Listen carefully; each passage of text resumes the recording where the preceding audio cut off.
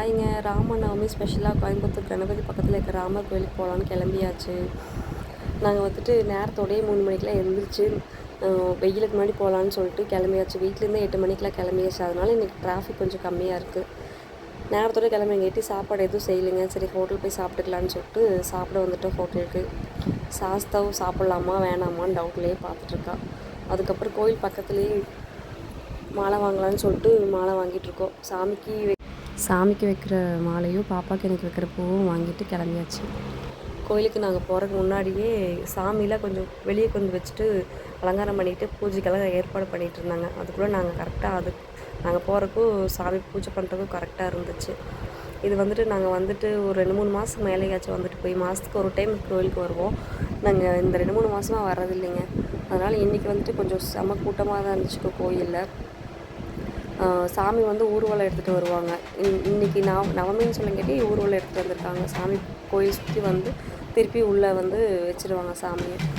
அதனால் வெளியே ரோட்டு வழியாக வந்து பின்னாடி கோயில் வழியாக சுற்றி உள்ளே கொண்டு வச்சுருவாங்க. எங்கள் வீட்டுக்காரரும் வந்துட்டு இன்றைக்கி ஊர்வலம் எடுக்கிறதுக்காக அந்த தேர் மாதிரி இருக்குல்ல அதையும் எடுத்தாங்க. நாங்கள் இந்த மாதிரி எடுத்ததில்லை எங்கள் வீட்டுக்காரர். இந்த வாட்டி தான் நவமிக்காக வந்தங்காட்டி கூட்டம் கொஞ்சம் அந்த தேர் தூக்குற கூட்டம் கொஞ்சம் கம்மியாக இருந்தங்காட்டி அவரும் போய் சப்போர்ட் பண்ணி எடுத்தார் சாமியை. அது ரொம்ப கொஞ்சம் மனசுக்கு சந்தோஷமாக இருந்துச்சுங்க. கோயிலுக்கு அந்த ஒரு இதாக இருந்துச்சு. சாமி வந்துட்டு நம்ம கையால் தூக்கின ஒரு இதாக இருந்துச்சு. அப்புறம் வந்துட்டு சாமிக்கு வந்துட்டு பூ வந்துட்டு போட்டு நம்ம மனசில் ஏதாவது நினச்சி சாமிக்கு வந்து அந்த பூ வந்து கொண்டு போய் கொடுத்தோம்னா அவங்க வந்துட்டு அந்த பூவை வந்துட்டு சாமி மேலே அர்ச்சனை பண்ணி அந்த பூ வந்து கொஞ்சம் கையில் எடுத்து கொடுப்பாங்க. அதுக்கப்புறம் சாப்பிட்டு அங்கேயே அன்னதானம் போட்டாங்க. சாப்பிட்டு சாஸ்தாவும் அவங்க அப்பாவும் வந்துட்டு கோயில் மணி அடிக்கிறேன்னு சொல்லிட்டு அடிச்சிட்டு இருந்தாங்க.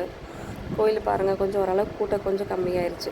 இது வந்துட்டு கோயிலை சுற்றி சாமி எடுத்துகிட்டு வந்ததுக்கப்புறம் அந்த சாமி உள்ளே வச்சுட்டாங்க. இன்னொரு சாமி வந்துட்டு வெளில வச்சு விளக்கு பூஜையெலாம் பண்ணுற மாதிரி பண்ணி அந்த சாமியை கொண்டு போயிட்டு கோயிலுக்கு ஆப்போசிட்லேயே ஒரு கிணறு இருக்குங்க, கோயில் கிணறு. அங்கே வந்துட்டு அந்த சாமி வந்து உள்ளே இறக்கிடுவாங்களாம். அதுக்கப்புறம் அடுத்த வருஷம்தான் இந்த மாதிரி பண்ணுவாங்க அப்படின்னு சொன்னாங்க. நாங்கள் இது நாள் வரைக்கும் பார்த்தது இல்லை. இந்த டைம் போனங்காட்டி தான் இந்த இதெல்லாம் நாங்கள் பார்த்துருக்கோம். இதனாலே நான் பார்த்தது இல்லை.